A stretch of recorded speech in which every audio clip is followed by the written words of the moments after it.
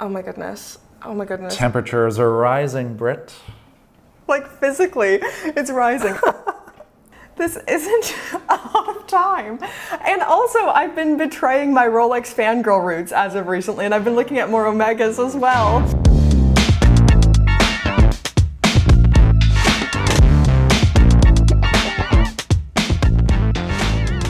Hey y'all, it's Thomas Hendricks of Chrono24 here in New York City. For our episode of Watch Hunting today, we have a special guest, Britt Pierce of the Britt Pierce Watch channel, formerly known as WatchGringa.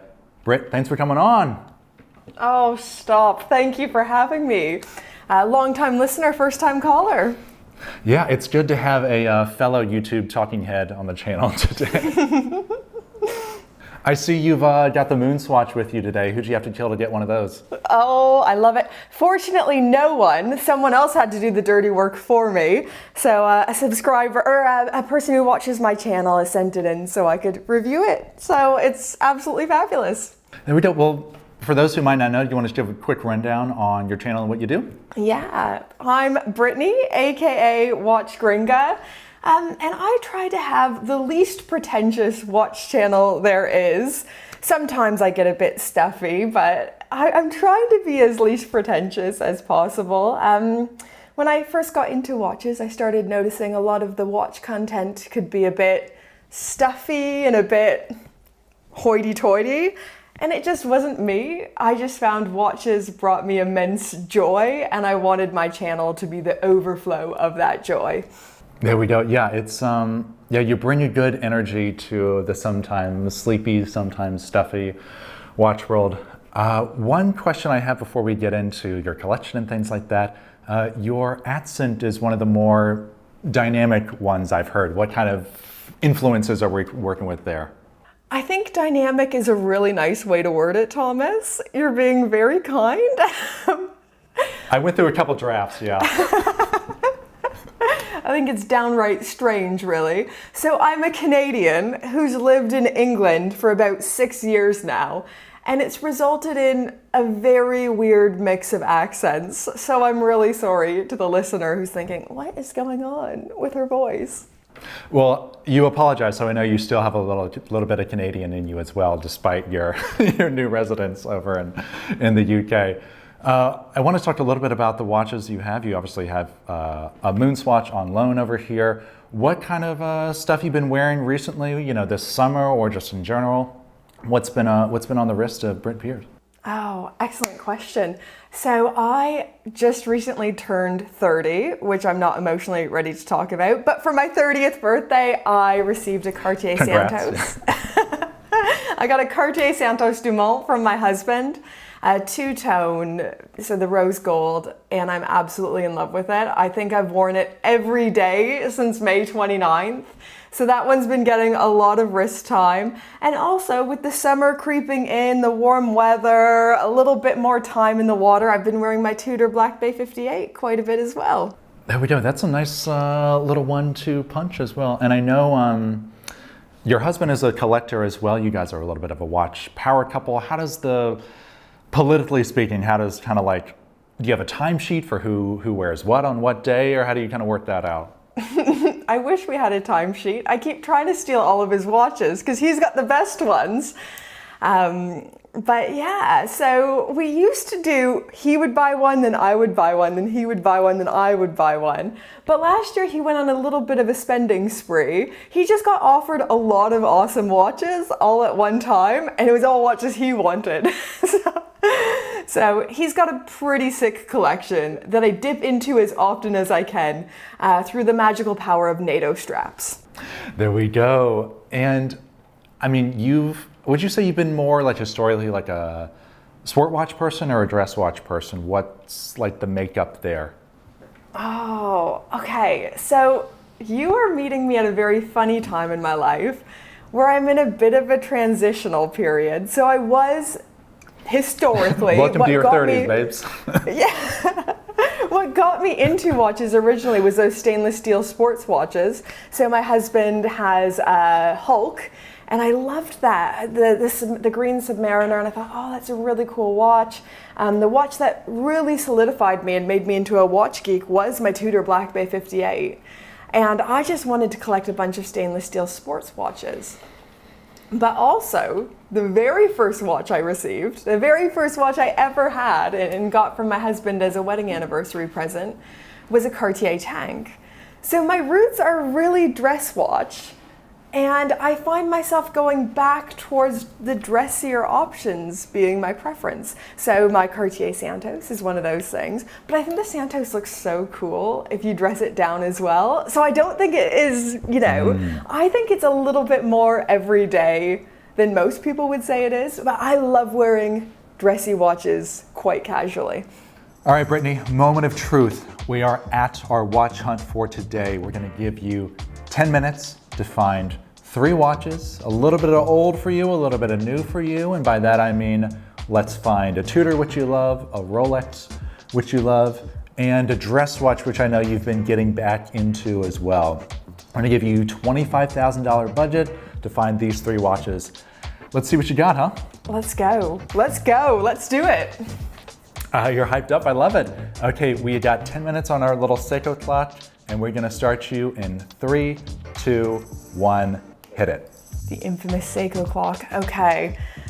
Whew, where to start? So also, Thomas, I spend an embarrassing amount of time on Chrono 24, so I'm pretty good at all my filters and searches here. All right, we'll be done in no time. I know, 10 minutes sounds like a lot at first, but I know this is gonna go by really quickly. So I wanna go for Tudor first because everyone's pretty jazzed up on the Ranger. But if it was me, my money, and my fictional $25,000 to spend, oh, I've zoomed in on something, it would be a Tudor Submariner, but I think I'm gonna spend my money really quick. And you got options here. Obviously, there's some very expensive Submariners out here. You got a total of 25K, so don't blow it all on a little grill piece, unless you want to. But what's jumping out as you're scrolling through? Oh, I just really want a Tudor sub. So I've been obsessed with these for a little bit now, for a hot minute. I love the vintage look. I love the vintage sizing. Everything about it feels just right.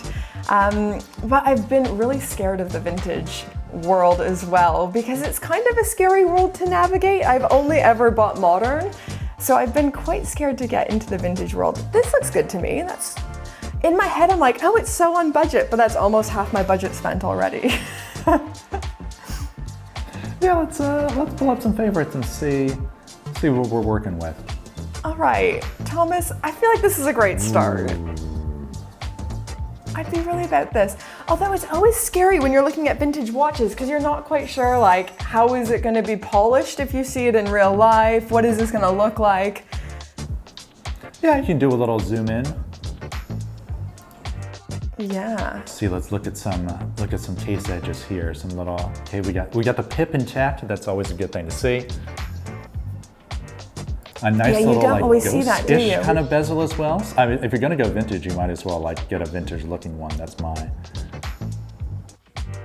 Right? Okay, I really like that one. I feel like that's a really fair start. Do I add it to the cart yet though, or do I keep looking? Hold on, let's keep looking to be sure though, because I feel like that's gonna spend a lot of my budget really quickly. No, I think you can stay. If you got 25 divided by 3, I think something in the 8-ish range would be perfect. And it looks like you do have some options there. You've talked me into it though. You've talked me into it. Oh, there we go. We can take a closer look later, but I think you're right on track. You got about $16,250 left, which is quite a healthy budget. Rolex and a dress watch, 7 minutes to go. What are you thinking? Oh, that's not very good. Hold on, I'm gonna use my phone to keep track of my money here because I think I'm gonna spend my money too quickly. I'm really worried here. Okay, I've spent $8,750. Ooh, okay. Yep. And I still need to buy A Rolex and a dress watch. This is an absolute joke. Okay, let's move into Rolex territory because this is going to be my biggest money burner. Oh, I'm really worried about this. Yep. So I've got, in my collection already, I've got some pretty sick Rolexes. I have 2 Rolexes and I love them both. So I have the Rolex Oyster Perpetual, which in my opinion, I cannot be swayed on this. In my opinion, it is the best go anywhere, do anything watch. And then I also have the Rolex Daytona.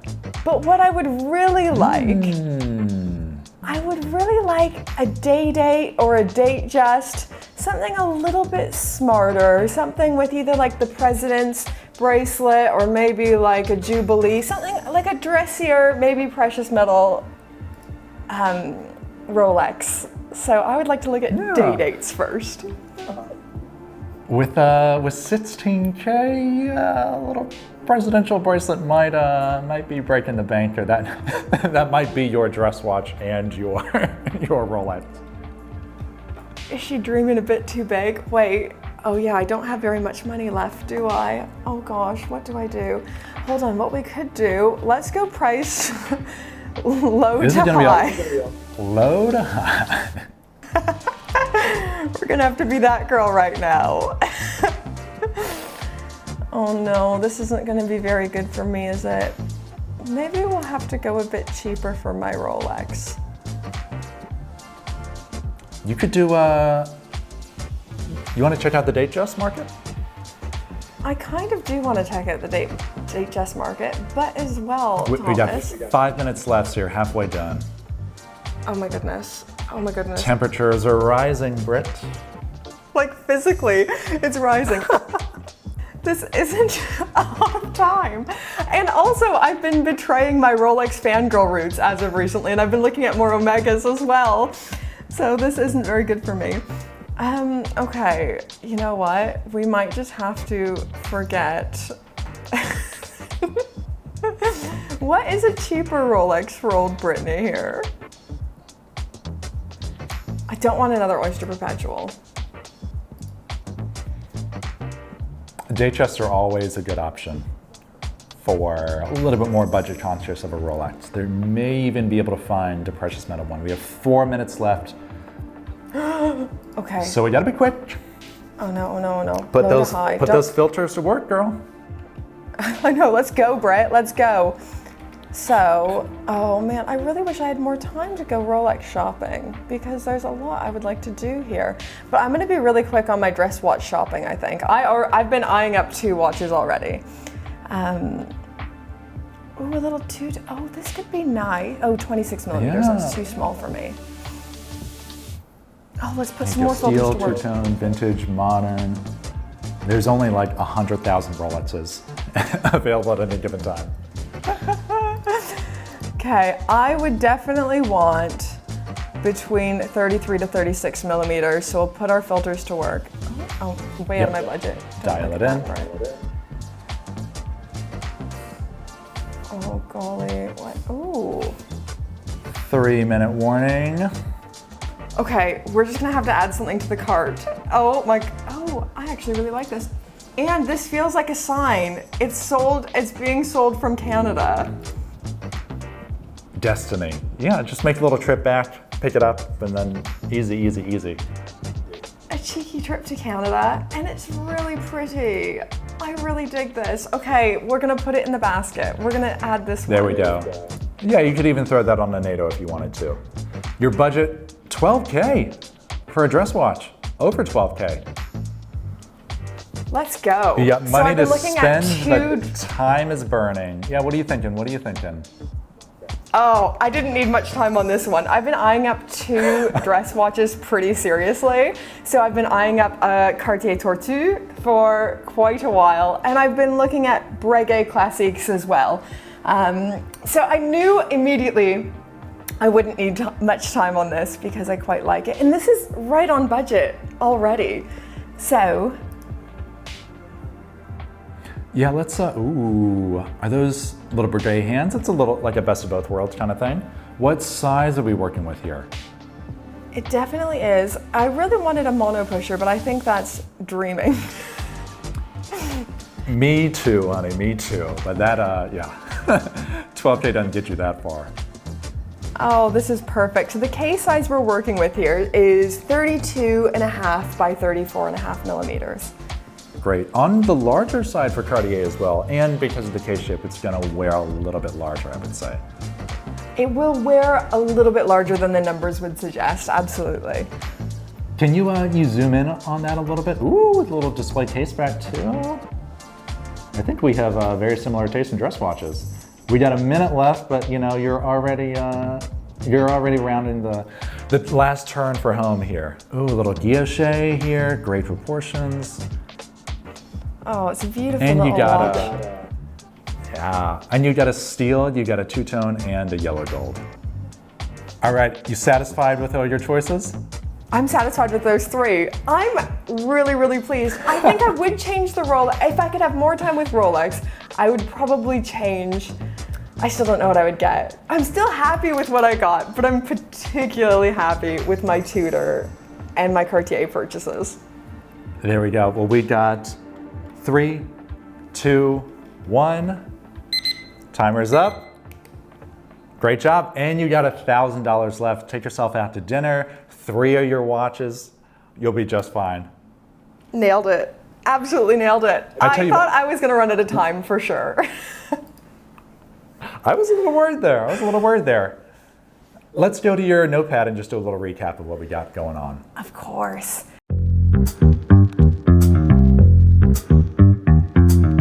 Yeah, as a recap, my Tudor choice is the Tudor Submariner. So this is a watch I've wanted and been eyeing up for some time. I just want a dive watch with a little bit of character to it. So I've been looking at Tudor subs, I've been looking at vintage Blancpain 50 fathoms quite seriously as well. That's a whole budget to spend. Right. They're really cool, but I've really had something for the Tudor sub for a while now, and I think it's a cool vintage or neo-vintage watch to have in anyone's collection. Yeah, you are not alone in the Tudor sub camp, that's for sure. Love it. For my Rolex, I'm really pleased with this. Actually, recapping, even though I was rushed, I'm still really pleased with my Rolex choice. So I have the Rolex 36mm Datejust two-tone. Two-tone's kind of making a comeback right now. I used to think it was a bit 80s, but even I've got the two-tone Cartier Santos Dumont, so it's having a bit of a moment right now. It's all cyclical anyways, so it'll come back around. You're just ahead of the curve. It's so true. I love two-tone right now. I'm actually quite pleased with that, and that's a bargain as well at $3,930. Yeah, no kidding. And then we're wrapping it up with none other than the Cartier. You spent more on a dress watch than I thought you would. Some people, you know, their attitude is, hey, I'm gonna wear this thing like maybe 12 times a year. I'm not gonna spend any more than like a few thousand. They go for like a vintage Omega or something like that. But you went for gold, baby. Tell me about the Tortue we got going on. Yeah, I've been really into the Cartier Tortue, and I was really hoping at Watches and Wonders this year this would be a watch that they update, because I think it's due for a bit more love. So if you go on the Cartier website, they currently only have, I think it's like quite a ladies looking one with diamonds all around the outside of the bezel, and it's still nice looking, but I thought this is a watch with so much character and charm, and I think with a bit more love, the modern ones could really be propped up. But it's a watch I've loved for a while, and I disagree, Thomas, on the mentality not to spend a lot on a dress watch because you don't wear it often. You wear it at those times where you want to look your best, where you're dressing up. I think it should be an investment piece. And I think you're right as well. I mean, I agree with you. I'm typically more of a dress watch guy, admittedly. But also you made a good point earlier. It's like you can always dress it down. Yeah, no, absolutely. It looks really cool. So I have a Cartier tank, and as I've said a few times, a Santos Dumont. But I love wearing it with a pair of sweatpants. I love wearing it casually or even dressed down, because it's just a bit of a juxtaposition that I really enjoy. Yeah, and as you said, this one, we've picked out Breguet hands, and yeah, beautiful. Yeah, I like a dress down dress watch with like a t-shirt or something. I feel like I'm just a billionaire on vacation or something. That's exactly how it feels, yeah. Now, since you get a little bit skirted on the Rolex hunt, do you want to just type in and just kind of see like maybe something that would be a little bit more closer to your ideal? Just take another minute or two to see what we got. This won't count for the record, but I do just want to see kind of like where your tastes gravitate towards if you have to look for a Rolex. Oh, so is this if we're living in my fantasy world where I can spend whatever I want?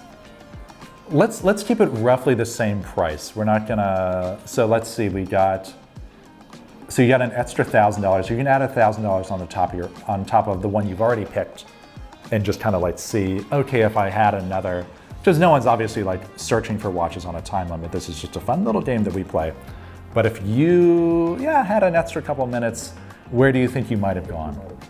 Oh, I think I would have spent some time looking for them. But I think an extra $1,000 doesn't help me get the one I really want. So what I really want is the all ever rose gold GMT Master 2 CHNR. But it's it's so unattainable. But I just think it would look great on me and it belongs in my collection. It's a lottery win kind of watch. Yeah, it's a whole lot of gold. It definitely is a whole lot of gold. I'd love to know, what do you think to the Wimbledon dials? I like the Wimbledon dials. They don't have the same kind of like visibility that a lot of other Rolexes do. But I'm a big Roman numeral fan. I like the colors that they got. The two-tone is kind of cool too. Yeah, I'm a fan of the Wimbledon. I think it's very classy. I like that they did a bit of a special edition as well. And then, it's a little nod to your new homeland, I would say. No, I so agree. I really like the Wimbledons. And I'm not sure if they always get the love that they deserve, but I think we have really similar tastes because I really like the Roman numeral dials as well. Or Roman numeral numbers, sorry. Oh gosh, so I have to find a Datejust I like on budget. It's really hard to find things on budget.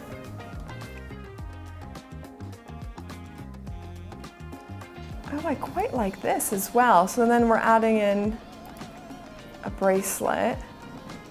It's definitely a smaller one, if that's okay with you. How petite? Oh, it's too petite.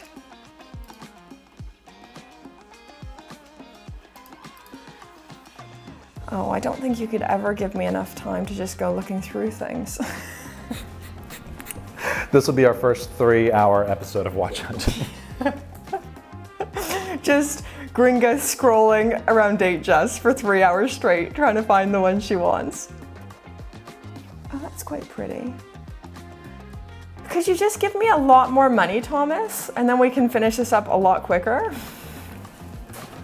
It's all hypothetical. Yeah, we'll get you that Ever Rose GMT and call it a day. Oh, let's go. Let's go. So I tried on the two-tone really recently, and I loved it. But I know it's the full Ever Rose. That's me. I just need to win the lottery or happen upon a lot of money, and then this one's coming home with me. There we go. Let's just add it to the list, huh? Yay! I got a lot more money. Put it in the shopping cart. Yeah. And it's a hot item. It's had 97 views in the last 48 hours. Yeah, probably a few of those from you, I'm sure. Let's take it back to your notepad and let's land this plane, huh? Oh, let's do it. Thank you for the extra hypothetical $50,000. Yeah, so just to recap, we have our actual 3 here, and then with unlimited time, with unlimited budget, and unlimited imagination, hell, let's just get a rose gold GMT. Why not? Oh my gosh. I think the hubby would be pretty happy with that one as well. He would be, as long as it was spent with the hypothetical money. I don't think he'd like it with the real money. Yeah. Well, Britt, thanks so much for coming on. This has been so much fun. We got a little Cartier action, some vintage Tudor Submariner action, a couple different things on the Rolex front, some more affordable and some not, let's say. But hey, I'm glad we went there. Oh no, it was great. Thank you so much for having me on. This was such a blast. And should you ever stoop so low to wanting to have me on again, I'd love to be on. This was great. Britt, where can people find you online if they want to follow you? Yeah, like, comment, subscribe to Britt Pierce. So I was WatchGringa before, but I have recently changed my name to Britt Pierce on YouTube, so you can always find me there. There we go, Britt Pierce, coming to us from the good old UK. Thanks for joining us today for another episode of Watch Hunting. It sure was a blast. I'm Thomas Hendricks with Chrono 24 in New York City. We'll have more videos coming to the channel all the time, so stay tuned for that. And as always, enjoy your watches.